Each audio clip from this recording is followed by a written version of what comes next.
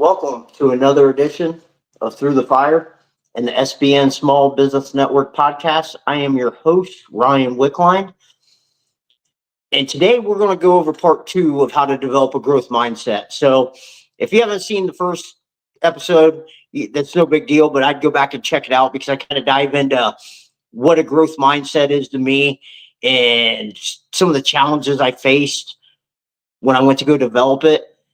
And it gives some little bit of good insight into how I started out developing it and what I went through to develop it.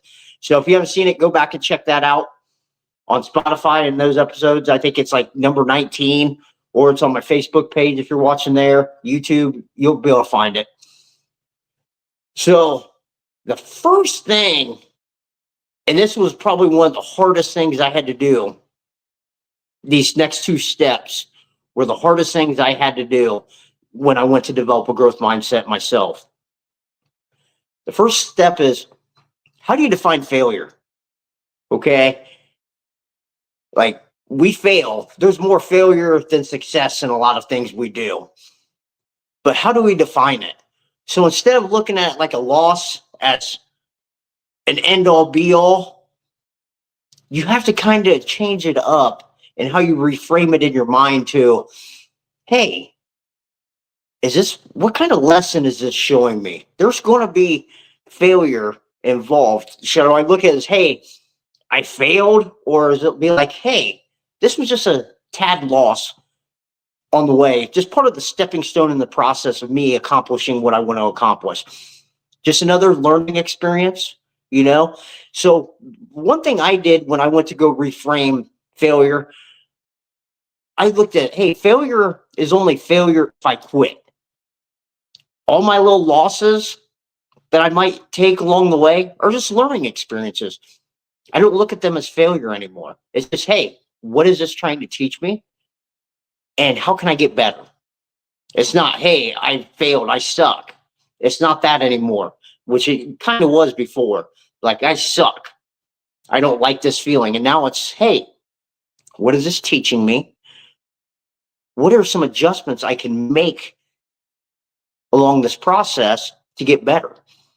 And so failure isn't failure anymore unless I quit. The only time I'll say I failed is if I quit something. Otherwise, it's just a learning experience to me. And along those lines of failure is, how do you look at like little losses or errors or mistakes you make? Like, we all make mistakes and errors because, hey, we're human. We're not perfect. And being a perfectionist like I was, that was a very, very difficult thing for me to understand was, hey, I'm not perfect. Mistakes are going to be made. How can I get better? You know, so when I make a mistake, is it, hey, I suck, I'm never going to get this right? Or is it, hey, I'm human. How can I get better? Let's fix this the next time. And then if the same thing happens, hey, I have to work on this one. It might be a little bit more difficult to get right, but I'm going to get it right. So it's just the way I go about talking to myself when all this happened. It's not, hey, I suck. It's, hey, I'm going to talk to myself kindly and look at things from a different perspective. Because when you reshift your mind to start thinking more positively, and you give yourself a little bit more grace like you would some other person around you, things start opening up in your mind a little bit, where you're just like, hey, I can do this. You think a lot more clear. You're a lot calmer, which means less mistakes are going to happen. I mean, you just focus on the process. So along those lines with those two, how do you look at success? So success can be, do we just focus on, hey, the outcome? Hey, if I don't reach my goal, it's not a success. I mean, I used to look at things like that, but hey, it's not that black and white anymore with me. It's, hey, I choose to have progress over perfection, consistency over everything, Am I completing my daily action plan of things I need to know that need to get done so I can accomplish my goal? If I'm able to do that, then the day's been a pretty good success. Are there days that it doesn't get done? Yeah. Well, guess what? I got to go back to the drawing board and be a little bit kinder to myself. So I don't just focus. Success to me anymore is not just, hey, did I accomplish my goal or not? Because if it was, many days wouldn't be that successful for me.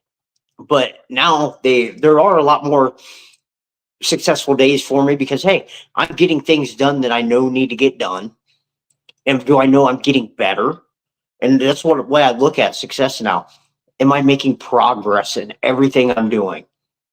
I said that's a huge shift from, hey, I either get it or I don't. Because a lot of times I'll tell you with goal setting, when I set a goal, when I'm about ready to hit my goal, I change it up anyways, and I'm going to strive to accomplish something bigger. So I'll accomplish these things, these small goals, set like maybe a daily goal or weekly goal, but a lot of them are tied into my action plan. So of things I know need to get done every day. Those are like non-negotiable things that I want to get done to make me a better person. And are there days that I don't get it done? Yeah. But I don't look at those days as failures. I learn them as teachable moments. Hey, what is this trying to teach me? What adjustments do I need to make along the way? So once you start, like I said, get that sort of perspective on things where it's not so black and white of success and failure in that way of, hey, what am I trying to be? What am I being taught here? What lessons are there in these moments that, hey, what adjustments need to be made? And that will just help your mind be a lot more positive, and where you start focus on instead of, hey, I either get it or I fail. No, it's just like, hey, I'm growing and I'm getting better. And that's the whole point of having a growth mindset of, hey, I'm getting better. Now, this last tool is going to be hard for a lot of people to do. And this is a game changer, if you ask me. And it is called accountability.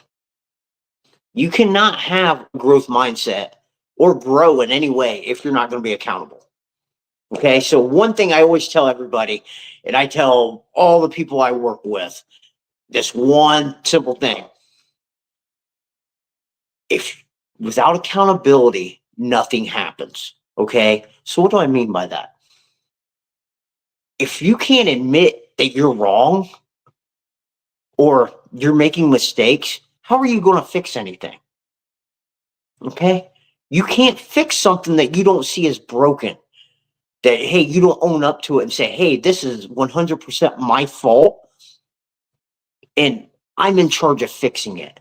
If you can't take accountability and say, hey, this is all on me, then nothing will ever happen. You will never get to where you want to be. And I deal with a lot of people who will never take accountability for some things, and you can't help them. So this was one of the things that when I went through a lot of stuff in my life, that I had to sit down and take accountability for all my mistakes in life. Every single one of them. I sat down and went through and analyzed every small mistake, failure, detail, everything, and went and got a little bit of clarity on, hey, this is how I'm going to fix it. But that introspection that I did helped me in so many ways because I was able to see, hey, through that process and that journey that I had to fixing everything, this mistake happened here. It was fixed. Well, this mistake happened here. I fixed that one. Well, there was still a small little mistakes that needed fixed. And once I kept analyzing that and fixing each one of the mistakes, I'm like, hey, I'm getting so close. I seen the progress from the years of me messing up. And this was a hard thing of me messing up. I looked down and I seen so much growth in there. And it was crazy for me to actually sit there and break it all down and introspect myself like that. I mean, it was pretty ugly at times looking at myself like that and being vulnerable to myself, but it was necessary. So, like I said, without accountability, nothing will ever happen. So, one thing I would really, really tell you all to do is to go and look at the excuses you have. Okay. say, what kind of excuses do I have of why things aren't going the way I want it to go? Why am I not accomplishing this in life? And if you would just sit there and like introspect everything a little bit, you could get a little bit more understanding of, hey, I'm not getting the results I want because something I'm doing. It's not no one else's fault but my own. I'm in charge of my life. I can fix this. But guess what? I have to take accountability for the mistakes I've made. And sometimes you might have to go apologize to some people and be like, hey, I did you wrong. Hey, I want to make this right. Sometimes that happens. But when you start looking at the excuses you have and like, hey, I'm not going to let this excuse hold me back anymore. I'm going to take 100% accountability for all my actions, and it's on me to get me to where I want to be. And that will be a game changer for you in life. I mean, it's not going to be easy, but like the first step in developing a growth mindset, besides looking at like, hey, how do I change the way I reframe everything, is, hey, I need to take personal accountability for my actions, because it's my actions that are causing me these problems. And once you start taking accountability for your own actions, things become a little bit clearer in your own life. And like, hey, you give yourself permission to fix things. And that's what I found out a lot of. Hey, I gave myself permission to fix my hurts, habits, and hangups because, hey, and fix my mind because it was, hey, I'm not going to sit here and play the victim anymore. This is on me and it's all my fault. I made the mistake. So now working with athletes, this is a little bit different and a little bit trickier, okay? Because there's other people around and there's, you got officials, all that stuff. So this was a little bit trickier for me to get through to a lot of them. But like I tell them, so if you got athletes at home, you'll hear this a lot. Well, I lost because that official made a bad call, something like that. Do you hear that a lot? Well, yeah. I mean, even some professionals blame officiating and stuff, right? And it's like, no. Yeah, the officiating might have been horrible, but there was times in that contest where you had a chance to put them away, right? Or take the lead, right? It was something you didn't do, that you didn't perform the right way when you needed to, that held you from that victory.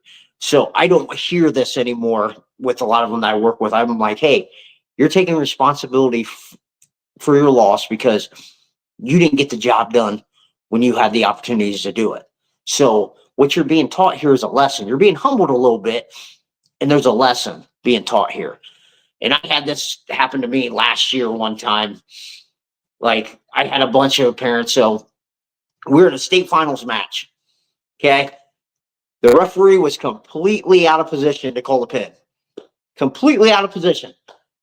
It was a pin. Okay. I looked and seen it in the paper. Like, this kid flat decked on his back. I had a bunch of people come up to me like, he had it. This kid had it. He had the kid pinned. Well, yeah, I could sit there and blame somebody else for why we lost, but I didn't. I'm not going to hear that out. The way I looked at it is, hey, we're being humbled.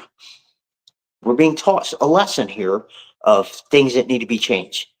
We had opportunities to get the job done throughout that match, but we didn't.